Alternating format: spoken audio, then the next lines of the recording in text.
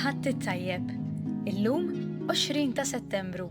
Nilqakom għal Quddiesa tal-25 ħadd ta' żmien ta' matul is-sena minn din il-kappella fis-Siġġiewi iddedikata lill-Madonna tal-Providenza.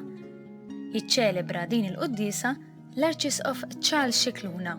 It-tfal jistgħu jsegwu l-liturġija tal-ħadd fuq il-website bkids.mt.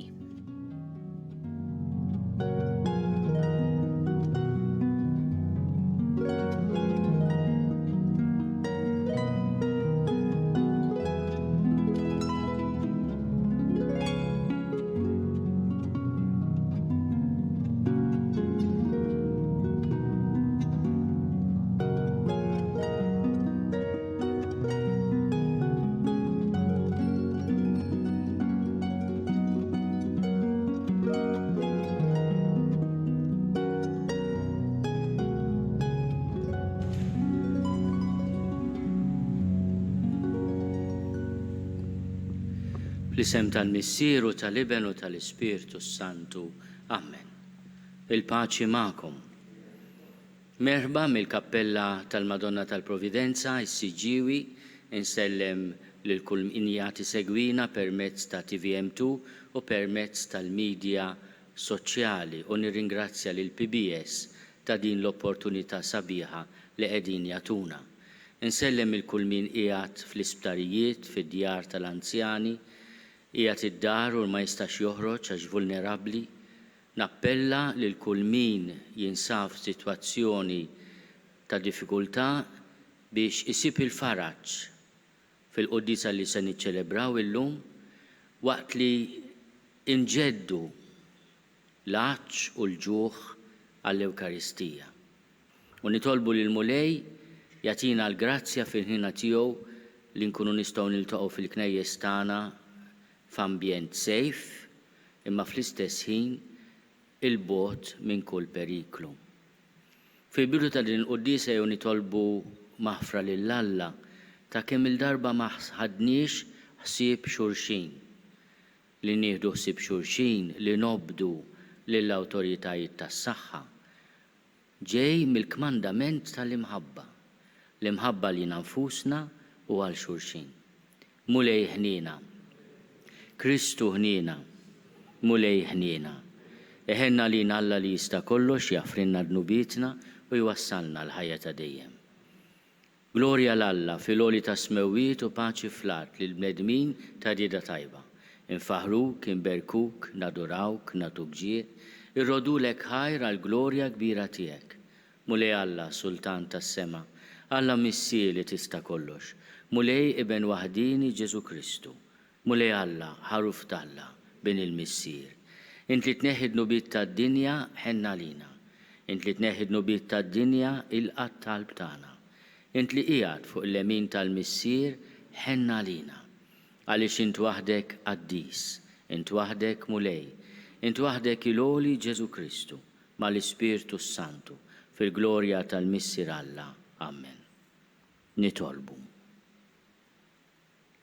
U Alla inġbart id-digriti kollha tal-liġi mqazza fil-kmandament tal-imħabba tiegħek u tal-proxmu. Għamel li aħna nħarsu il-preċetti tiegħek biex jistoqilna naslu fil-ħajja ta' dejjem. Bibnek Ġesu Kristu Sidna li Alla u miegħek jgħixu jissaltan fl-imkien mal-Ispirtu Santu għal dejjem ta' dejjem.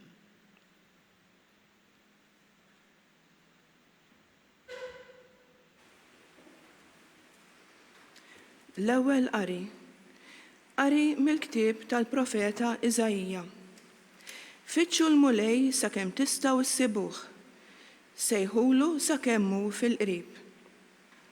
Ħajħalli triqtu l-midneb u l-bniedem il-ħażin femietu. Ħajerġa' lura għand il-Mulej u jħenna lih, għand Alla tagħna għax hu jaħfer ħafna. Il-femiet tiegħi mhumiex femietkom u t-triqat tiegħi mhumiex triqatkom, oraklu tal-Mulej.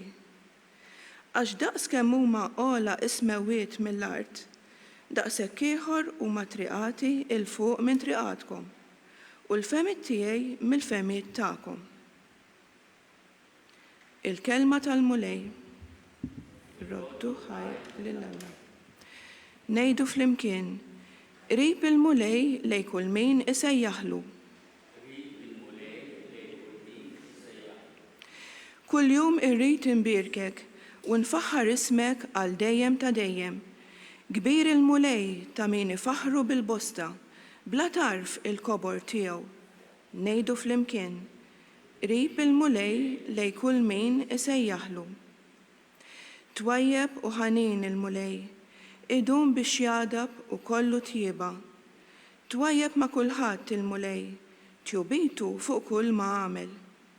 Ngħidu flimkien, qrib il-mulej lejn kull min isejjaħlu. Ġust il-mulej fl-imġieba tiegħu kollha, twajjeb f'dak kollu li għamel. Qrib il-mulej lejn kull min isejjaħlu, lejn kull min isejjaħlu fis-sewwa. Ngħidu flimkien, qrib il-mulej lejn kull min isejjaħlu.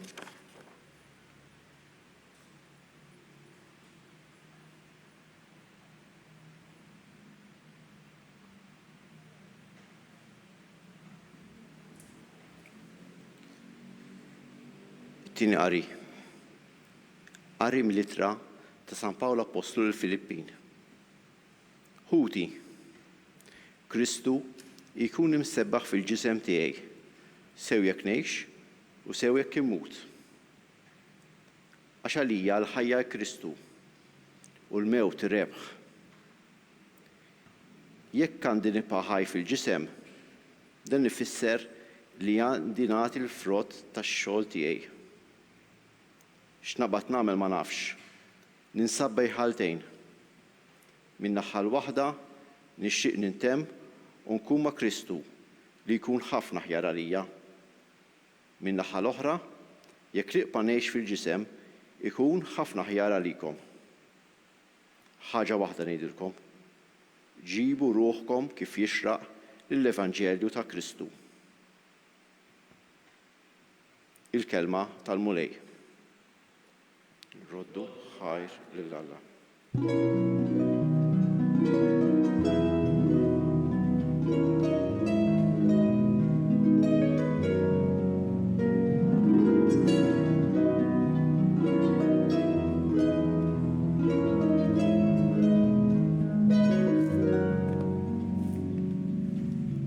Mulej, iftħilna qalbna biex nifhmu il-kliem ta' ibnek Ġesu Kristu.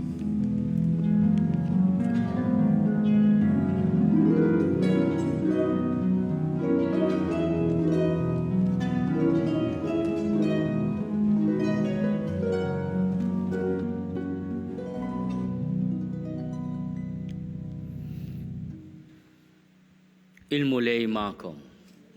Qari mill-Evanġelju skont San Mattew. Dak iż-żmien Ġesu qal lid-dixxiplu tiegħu din il-parabbola. Is-saltna ta' smewwiet tixbaħ lil wieħed sit li ħareġ filgħodu kmieni ħafna biex isib nies tax-xogħol u jħaddimhom fil-għalqa tiegħu ta' dwieli. Ftiem ma' xi ħaddiema b'dinar kuljum u bagħthom l-għalqa. Ħareġ ukoll madwar it-tielet siegħa, ra oħrajn qegħdin fil-pjazza bla xogħol u qalilhom morru intom ukoll l-għalqa u nagħtikom li jkun ħaqkom. U marru. Reġa' ħareġ għal xi 6 siegħa, imbagħad għal xi 9 siegħa u għamel l-istess. Għal-ħabta tal-11 siegħa reġa' ħareġ u sab oħrajn qiegħda u qalilhom għaliex qegħdin hawn il-jum kollu ma tagħmlu xejn. Qalulu għax ħadd ma qabbadna. Qalilhom morru intom ukoll l-għalqa. Għal-filgħaxija imbagħad sit l-għalqa qal lill-prokuratur tiegħu sejjaħ lil ħaddiema u ħallashom. Ibda minn dawk li ġew l-aħħar u spiċċa b'dawk tal-ewwel. Ġew dawk li daħlu għax-xogħol fil-11 siegħa u ħadu dinar kull wieħed. ġew tal-ewwel u stennew li kienu se jirċievu aktar. Iżda huma wkoll ħadu dinar kull wieħed. Huma u jitħallsu qabdu jgemmgmu kontra s-sit u jgħidu dawn tal-aħħar siegħa waħda għamlu u int istom bħalna li tabbejna bil-pis tal-jum u sħana. Qabes is-sit u qal lil wieħed minnhom: Ħabib, minn xejn ma nqastek jien, mhux b'dinar ftemt miegħi, hu li jmissek u itlaq. Lil dan tal-aħħar irrid nagħtih daqskemm tajt lilek. Ma nistax nagħmel li rrid bi ħwejġi jien, jew qiegħed tgħajr għax jien qalbi tajba. Hekk tal-aħħar jiġu l-ewwel u tal-ewwel jiġu l-aħħar. Il-kelma tal-mulej.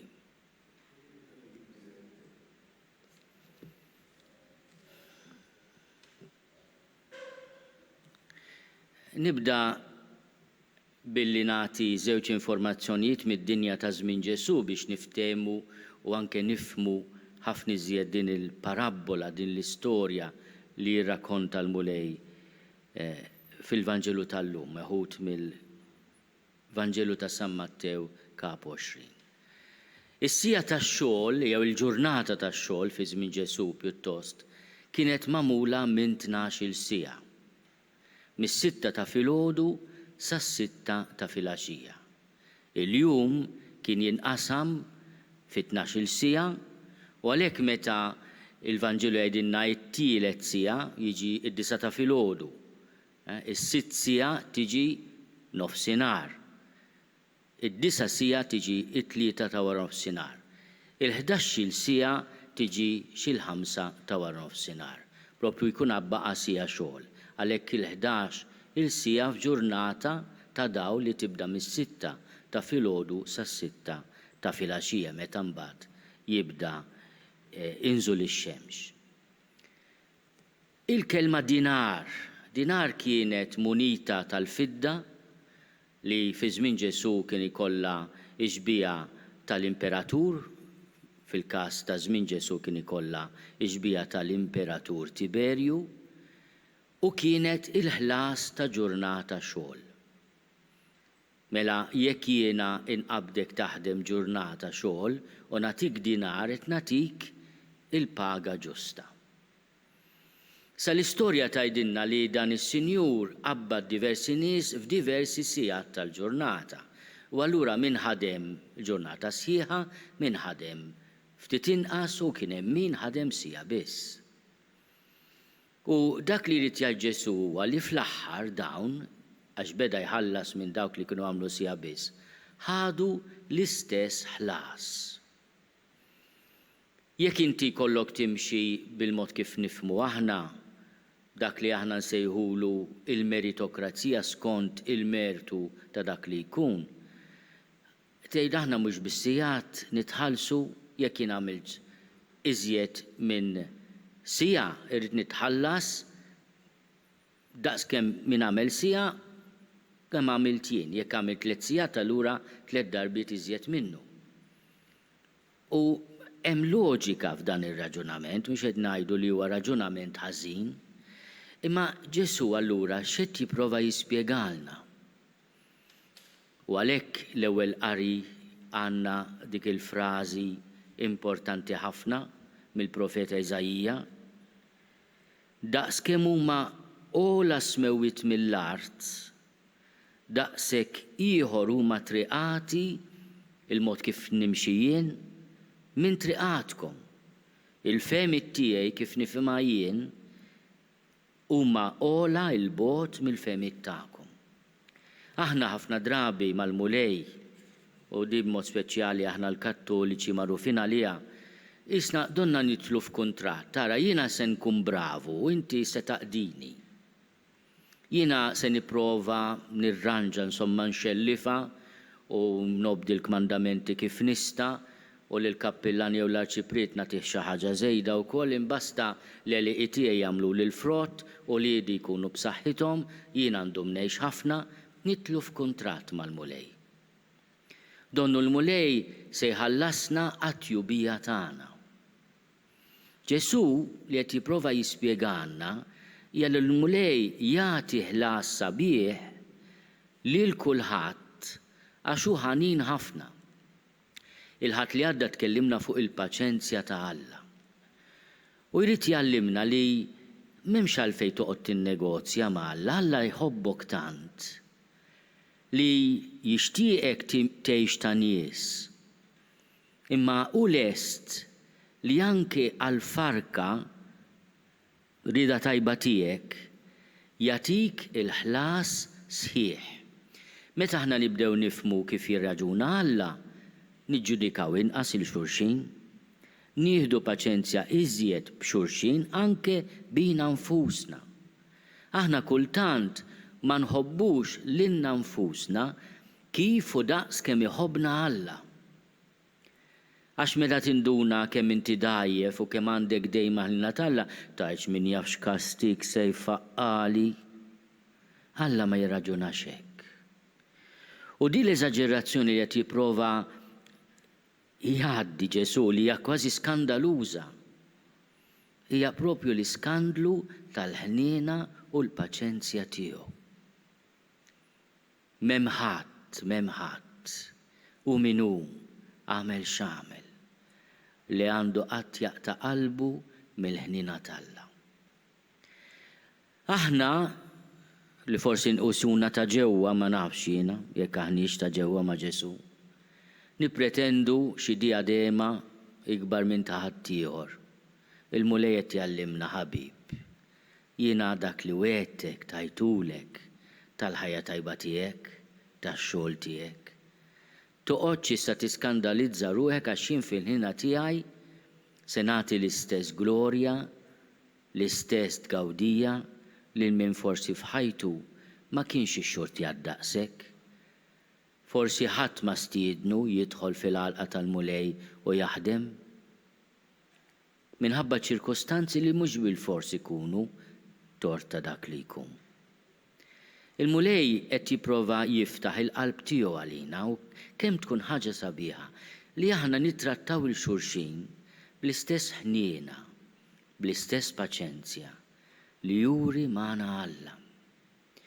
U għalih m'hemmx tal-ewwel u tal-aħħar, fil-fatt meta Ġesu jgħid hekk tal-aħħar jiġu l-ewwel u tal-ewwel jiġu l-aħħar ifisser toqgħodx taħseb li min għandu kappell jew xi berittin bil-fjokki huwa qaddis iżjed minn xi ħadd li fl-għajn tad-dinja huwa inqas bravu.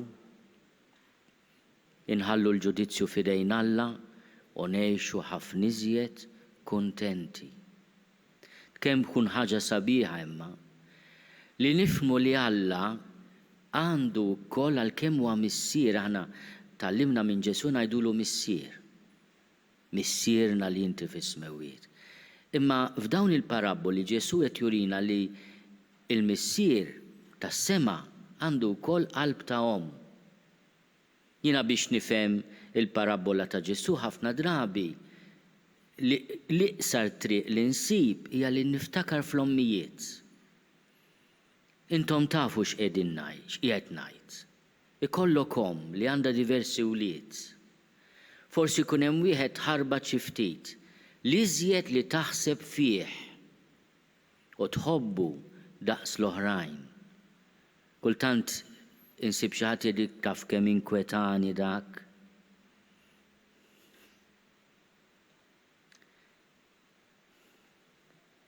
Imma hemmhekk ikun hemm il-qalb ta' omm li tħobb kemm tkun ħaġa sabiħa li aħna nħobbu l-xulxin bl-imħabba ta' omm.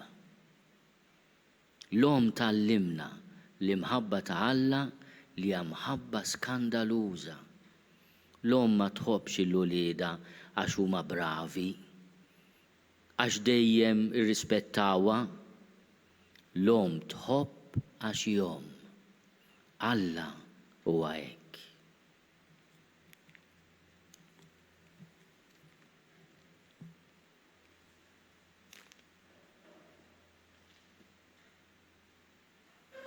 Jina nemmen f'Alla wieħed il-missier li jista' kollox, li ħalaq is-sema u l-art, dak kollu li jidher u dak li ma jidhirx. U f'mulej wieħed Ġesu Kristu, iben waħdini ta' Alla, imnissel mill-missier qabel kull żmien. Alla minn Alla, dawl minn dawl, Alla veru minn Alla veru. Imnissel mhux magħmul, natura waħda mal-missier u bih sar kollox.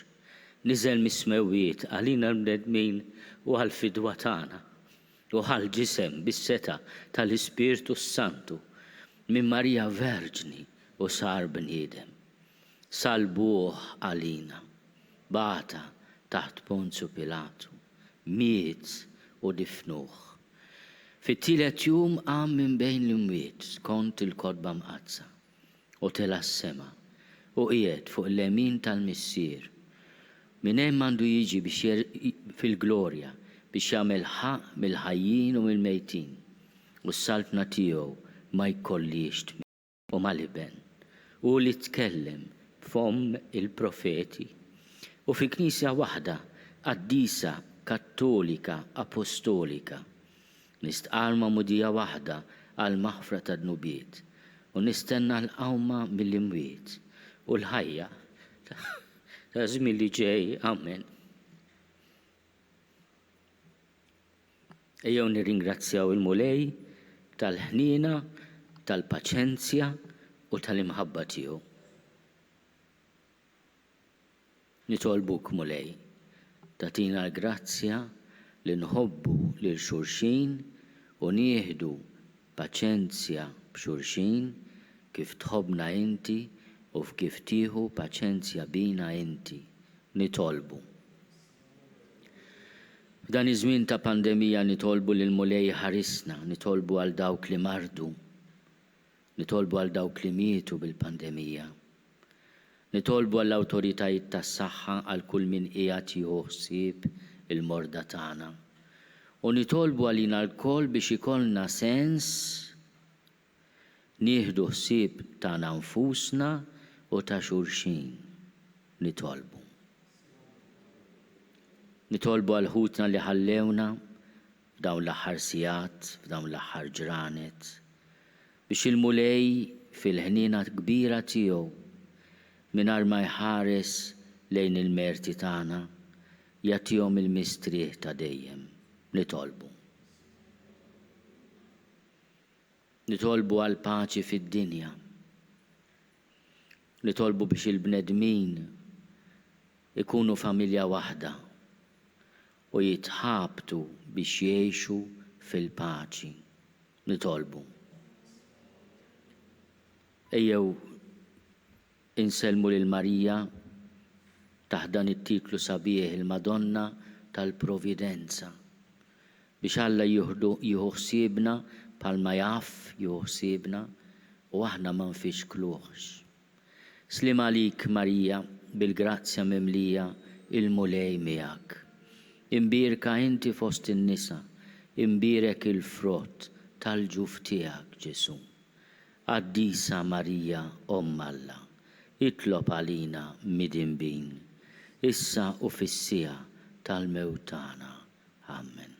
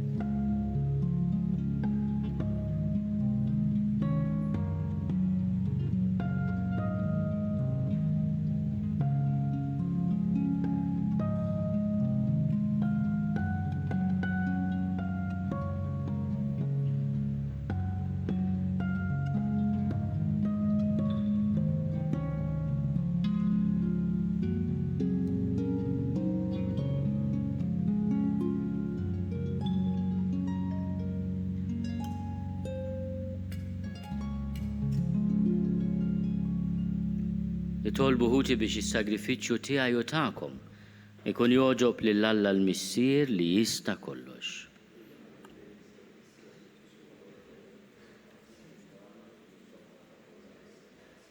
Fil-ħina tiegħek mulej ilqa' l-offerti tal-poplu tiegħek biex bihom niksbu f'dawn is-sagramenti tas-sema dak li nistqarru b'fidi minn qalbna bi Kristu Sidna. Il-mulej magħkom, nerfgħu lubna l-fuq, niżuħaj lill-mulej Alla tagħna. Sewwa u xieraq tas-sew, mulej missier Quddies, Alla ta' dejjem li tista' kollox. Tajjeb u taġid tas-salvazzjoni tagħna li dejjem u kullimkien inrodulek ħajr bi Kristu Sidna. U ħenna lina fil-miżerji tagħna u oġbu jitwielet minn verġni. Miet fuq is-salib biex jeħlisna mill-mewt ta' dejjem u l-xox tal-ħajja biex jagħtina l-ħajja bla tmiem.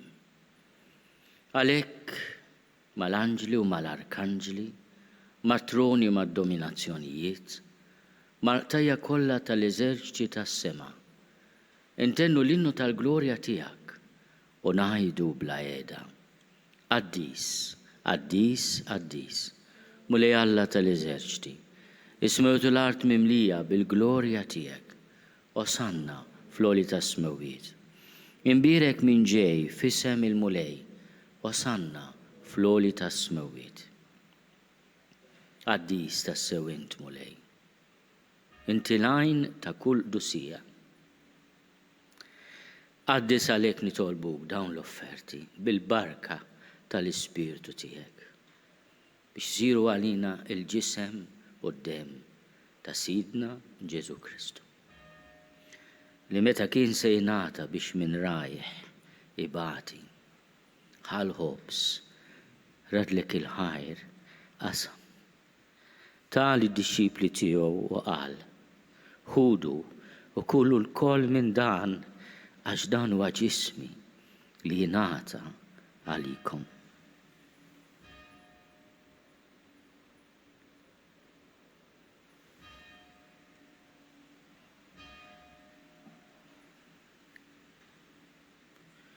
Hekk ukoll wara li klaħa l-kalċi reġerat il-ħajr, tal id-dixxipli tiegħu u qal: ħudu u ixorbu minnu l-koll. Għax dan huwa l-kalċi ta' demmi tal-patt il-ġdid li jibqa' għal dejjem. Id-demm li jxerret għalikom u għall-bnedmin kollha għal maħfra ta' dnubiet. Għamlu dan tifkira tiegħi.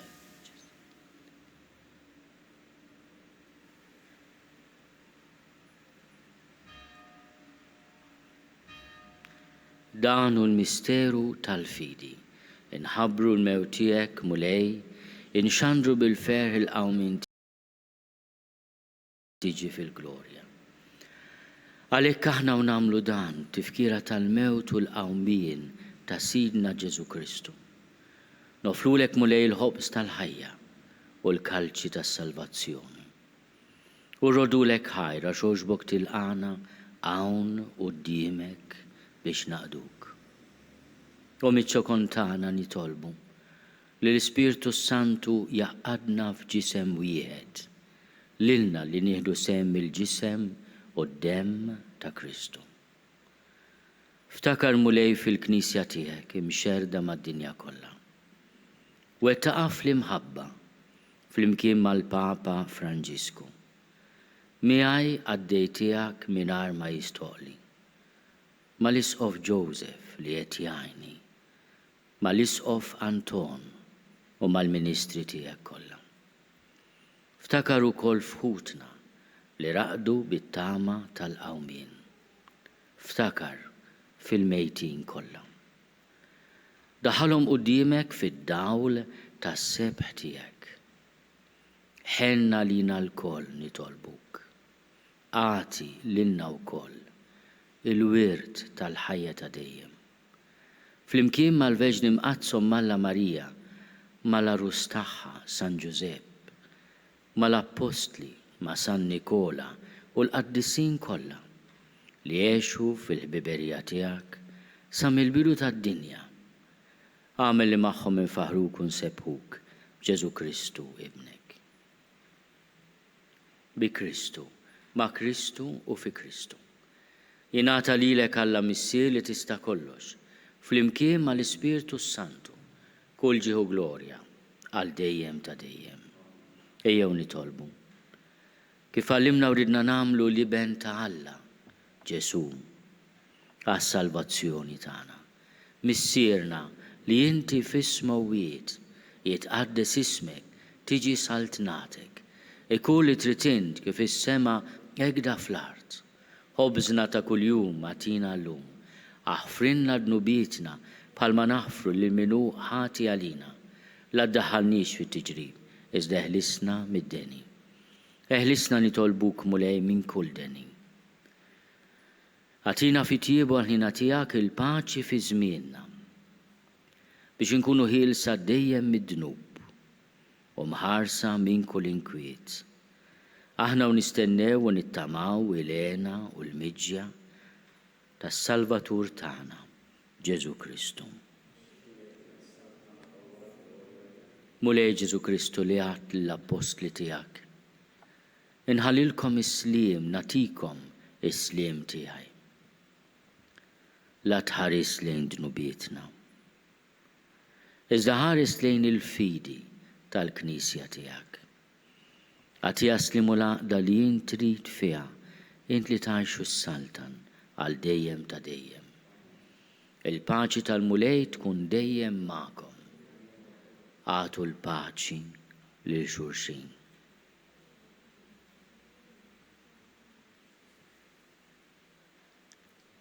Il-ġisem fl-imkien mad-dem ta' Sidna Ġesu Kristu ikunu jiswew lilna li se nitqarbnu bihom għal ħajja ta' dejjem. Ħaruf Alla li tneħħi d-nubiet tad-dinja ħenna lina. Ħaruf Alla li tneħħi d-nubiet tad-dinja ħenna lina. Ħaruf Alla li tneħħi d-nubiet tad-dinja għatina l-paċi. Mulej Ġesu Kristu binalla l-ħaj. Bil-mewt tiegħek kif rid minnek il-Missier u bil-ħidma tal-Ispirtu Santu intajt il-ħajja lid-dinja. Dan il-ġisem quddiem qaddis tiegħek, eħlisni minn ħtieti kollha u minn kull ħażen. Żomni dejjem fidi lejn il-kmandamenti tiegħek u tħallini qatt ninfiret minnek. Mulej Ġesu Kristu nitolbok li din itqarbina bil-ġisem quddiem tiegħek ma tkunx il-kundanna tiegħi. Iżda l-ħnina tiegħek tkun għalija l-ħarsien u l-fejqan ta' ruħi u ta' ġismi.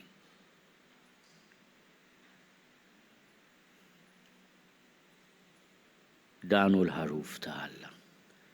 Danu li neħid nubiet tad-dinja. Ħenjin dawk li huma mistiedna għall-ikla tal-ħaruf. Mulej ma jistoqlix li tidħol taħt is-saqaf tiegħi.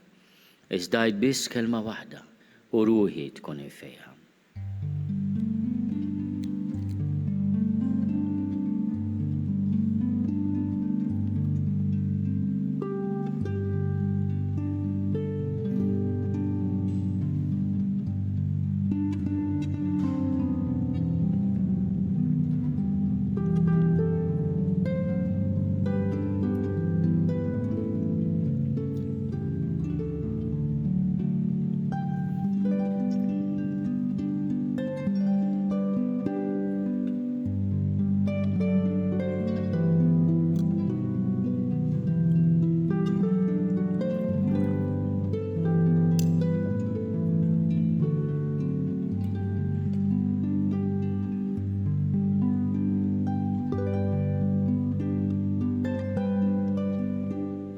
Flimkien ngħidu it-talba għat-tqarbina tax-xewqa. Ġesu, jiena nemmen li inti tinsab ta' bilħaq fis-sagrament tal-Ewkaristija. Irrid inħobbok fuq kollox u fuq kulħadd. Inti taf li nixtieq nirċevik ġewwa fija. Imma ġala darba bħalissa ma nistax nilqek ġewwa fija sagramentalment, nitolbok li tiġi fija spiritwalment. Ejja għandi, Ġesu tiegħi, biex jiena niġi għandek. Ħeġġiġni bl-imħabba għalik biex f'ħajti u f'mawti jiena nemmen fik, nitma' fik u nibqa' nħobbok għal dejjem.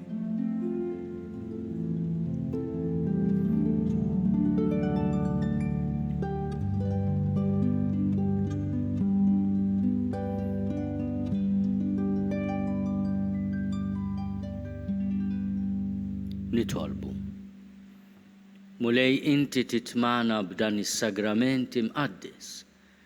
Fit-tjiba tiegħek agħtina dejjem il-għajnuna biex bis-saħħa ta' dawn il-misteri u bl-imġiba tajba tagħna niksbu l-frott tal-fidwa li tajtna bi Kristu Sidna. Il-mulej magħkom. Liberikkom Alla li jista' kollox, il-Missier u l-Iben u l-Ispirtu Santu. Morru fil-paċi ta' Kristu.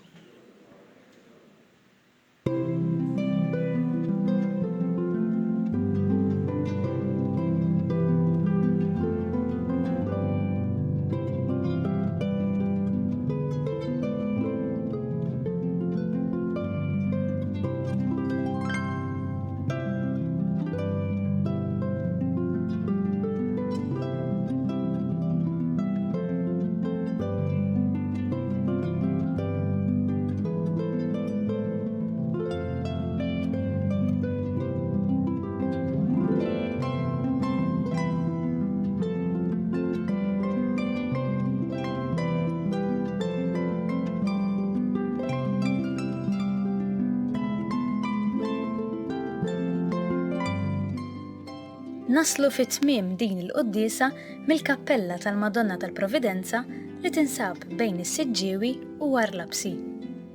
Ninnotaw li fil-ġenb tal-artal maġġur ta' din il-kappella hemm balla ta' kanun tork li hija tifkira tal-assedju l-kbir tal-1565 fejn jiddefendu s-swar tal-Birgu kien hemm madwar 560 raġel mis-Siġġiewi.